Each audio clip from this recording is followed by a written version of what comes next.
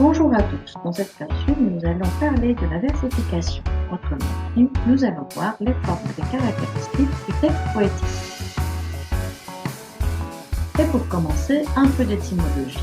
Le mot poésie vient du grec iisis, qui signifie création. Le poète est donc celui qui crée avec des mots afin de nous livrer sa vision du monde en respectant les règles de la versification. Parlons d'abord des différentes formes que peut avoir un poème. Un poème peut avoir une forme fixe, comme par exemple le sonnet, constitué de 2 quatrains et 2 tercets.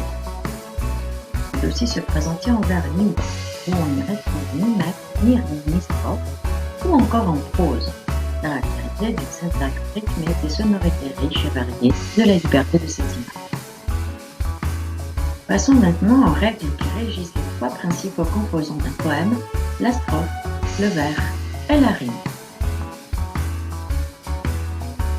Une strophe est un groupe de vers. En fonction du nombre de vers qu'elle comporte, les strophes ont des appellations particulières. Un quintile, par exemple, est une strophe de 5 vers, un quatrain de 4 vers, un tercet de 3 vers. Le vers, il ne faut pas confondre avec la phrase, est une unité métrique, puisqu'à l'origine, il a été conçu pour être chanté. Selon le nombre de syllabes qu'il contient, un vers peut avoir différents types. Par exemple, un vers de 12 syllabes est un alexandrin, de 8 syllabes, un 2 syllabes, de 10 syllabes, un décasyllabe.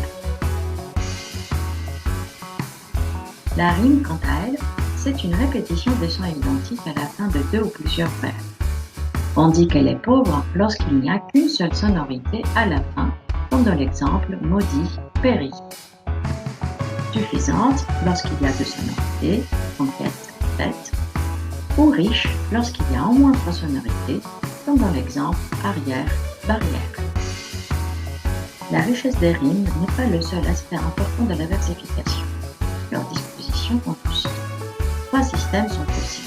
Les rimes plates, AA, BB, les rimes croisées, AB, AB, ou les rimes embrassées, ABBA.